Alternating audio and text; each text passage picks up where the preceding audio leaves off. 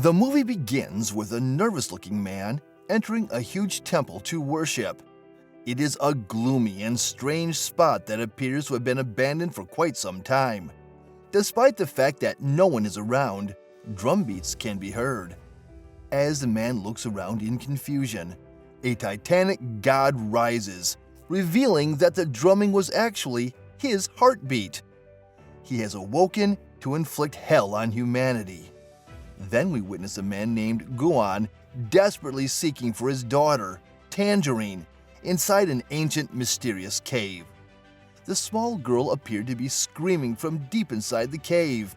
A bright deity appears in front of Guan, preventing him from proceeding any farther. He jolts awake, realizing it was all a dream.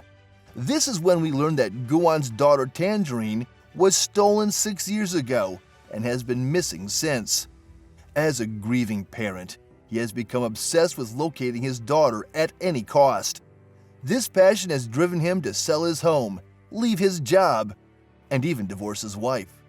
Sitting along on the side of a cliff, Guan observes a truck on the road and starts hurling pebbles at it with perfect accuracy, even adjusting the trajectory along the way.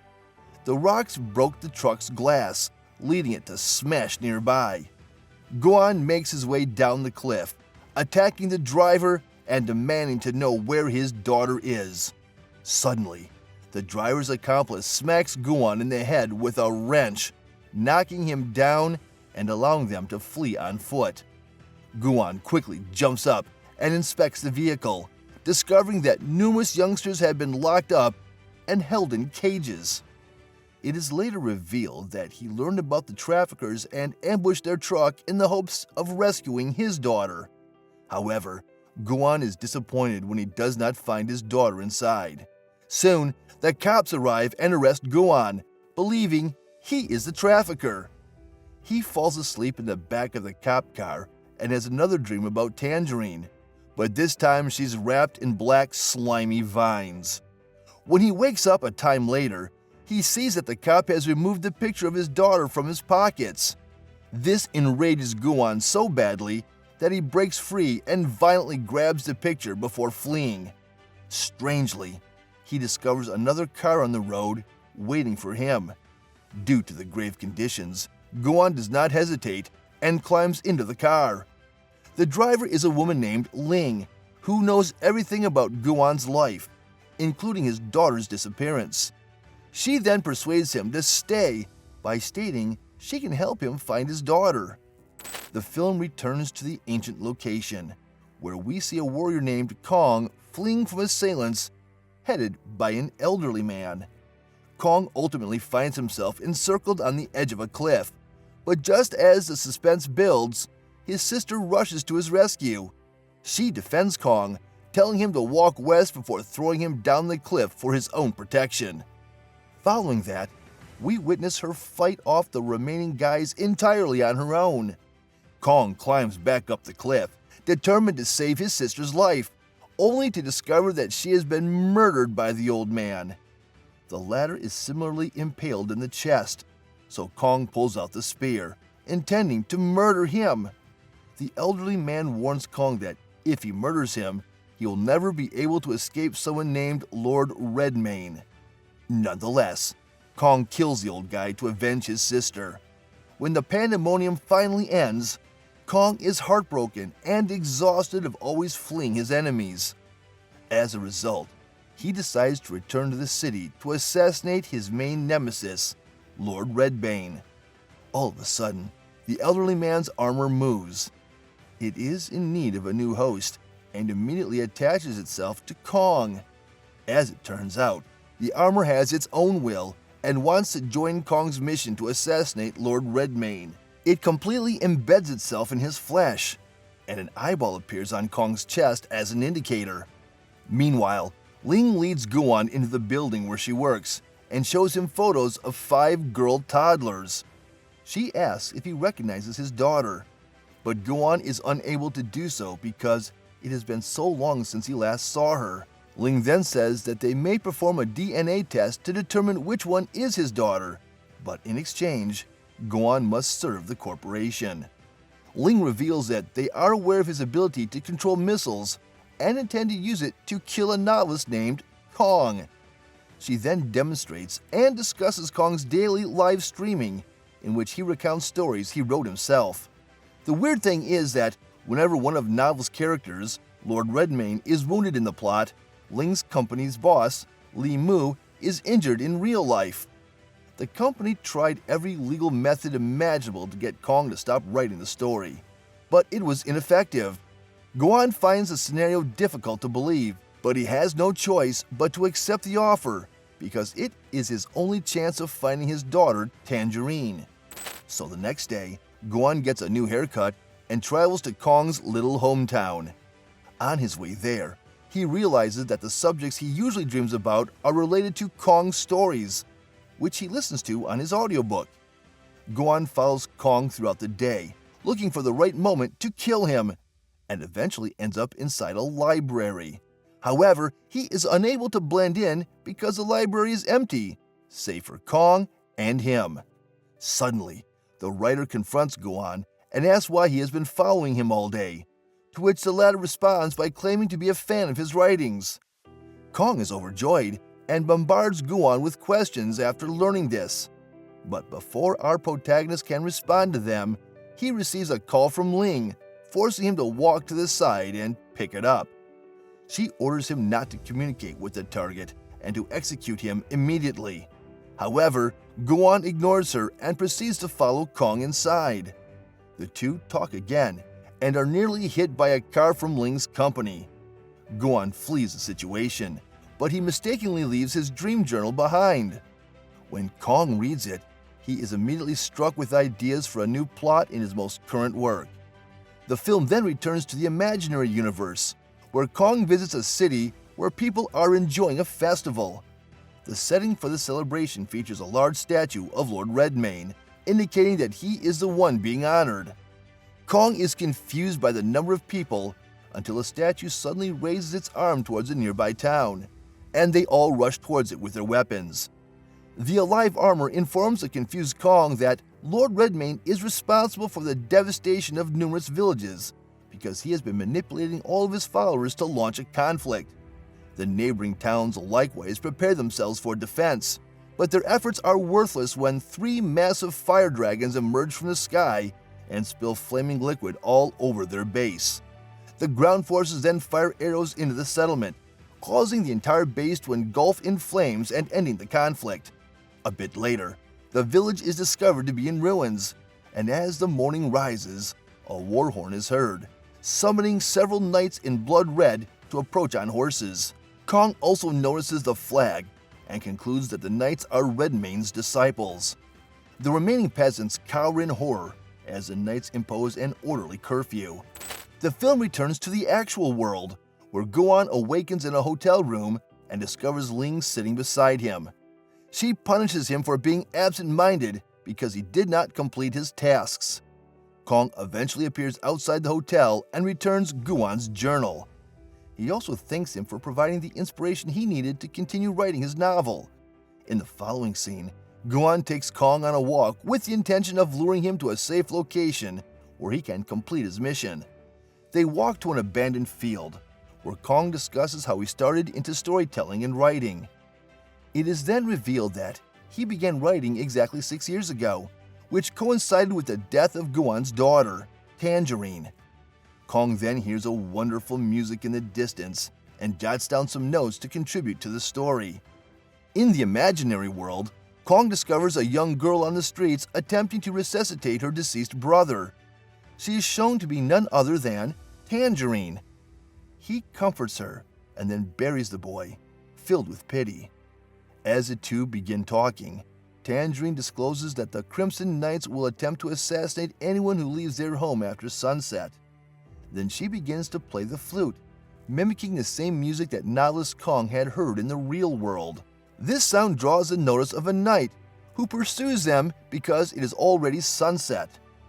Kong eventually decides to switch the girl for a decoy, giving her a chance to flee while he stalls the knight.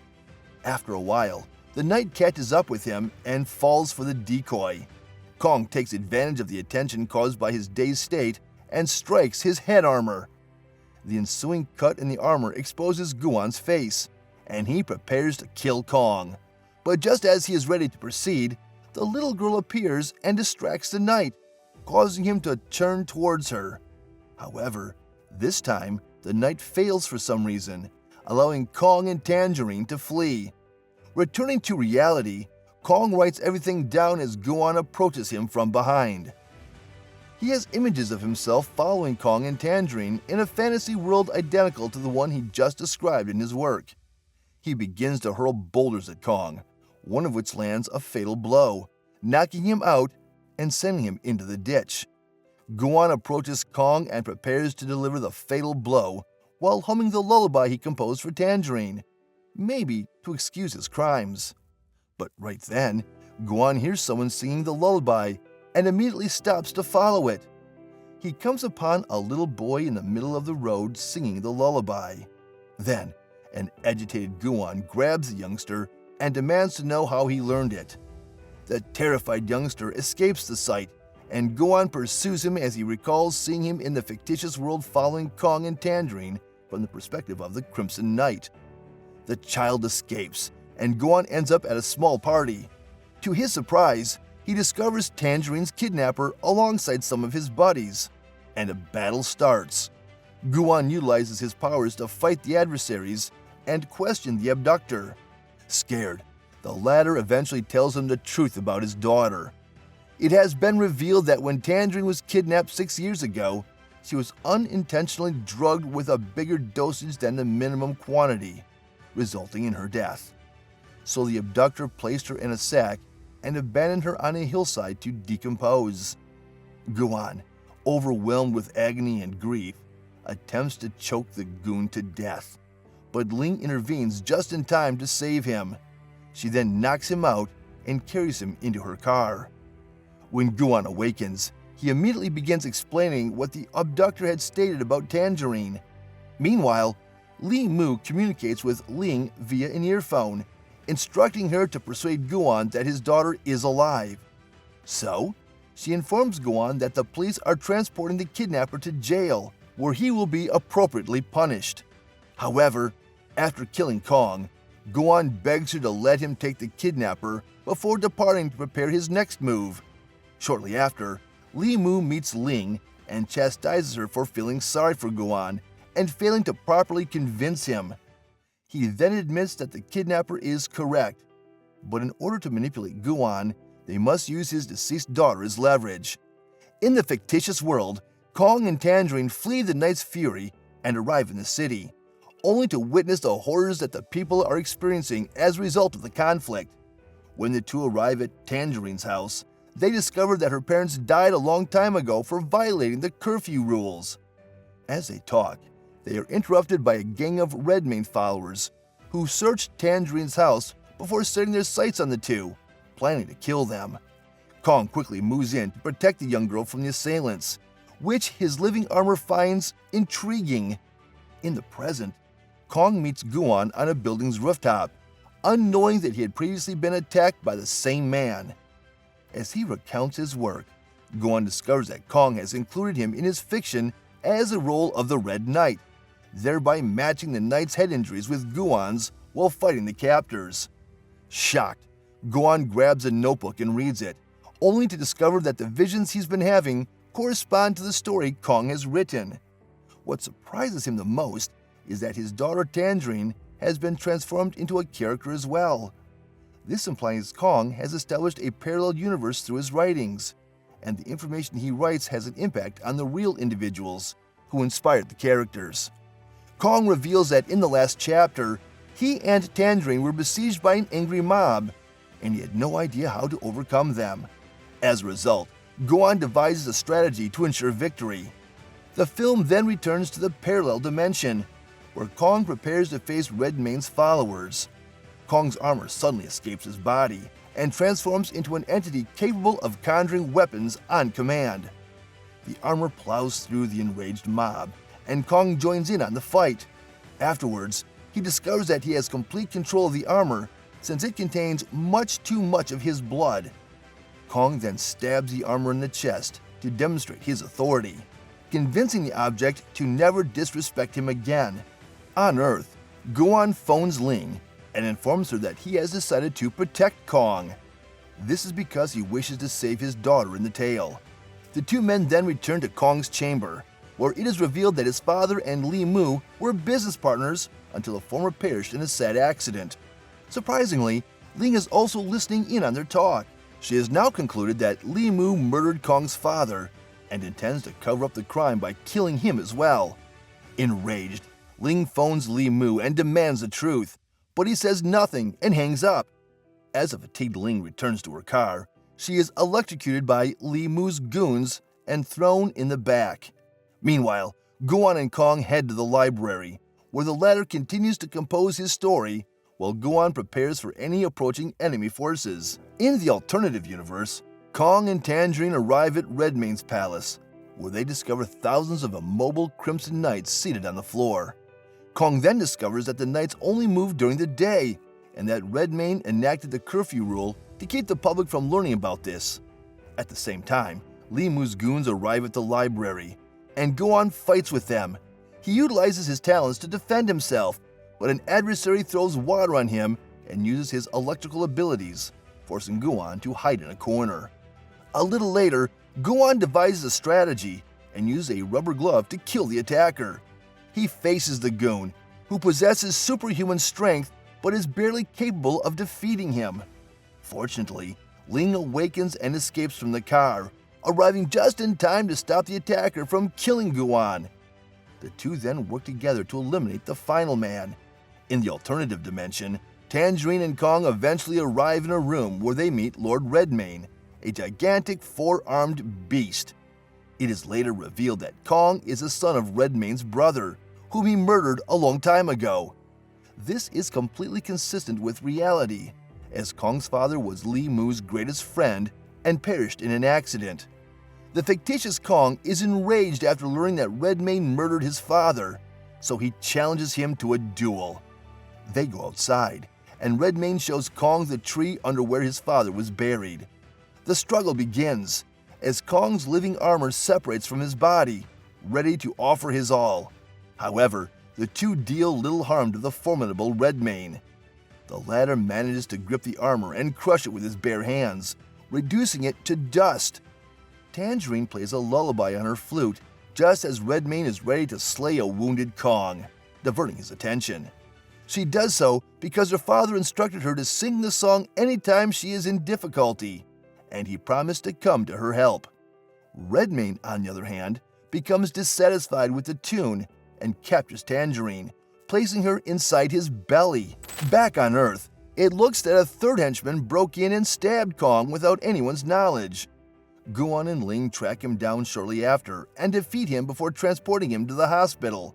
Later, Guan stares at Kong's laptop screen, unsure what to do with the manuscript. He is taken aback when Li Mu enters the room and reveals that he had initially planned for Kong and Guan to die together, giving the impression that they had killed each other. It was an ideal strategy, because the police would have read Kong's work, which had Tangerine's name, giving the impression that he was the kidnapper and Guan was a parent seeking vengeance. In the final showdown between the two, Li Mu wants Kong's computer, but Guan refuses. The latter then states that he can finish the story. The film returns to the parallel dimension, where the Crimson Knight appears out of nowhere with a machine gun and fights Redmayne in an attempt to save his daughter. The rifle eventually does some damage to the beast, and Kong lunges for Redmayne, holding a sword to his forehead. Assuming that this is his vulnerability, Kong attempts to take the sword out, but the Crimson Knight grabs it and drags it down Redmayne's body. The scheme is successful, and the big creature is eventually eliminated. As a result, Tangerine is released from his tummy, and the father and daughter can finally meet in this universe. Meanwhile, Ling continues reading what Guan wrote, and Li Mu progressively withers while Redmayne dies in the other universe.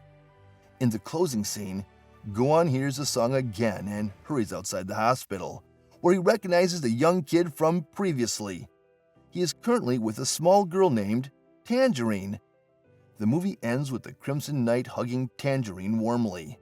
With that being said, this is it for today's video. Thanks for watching.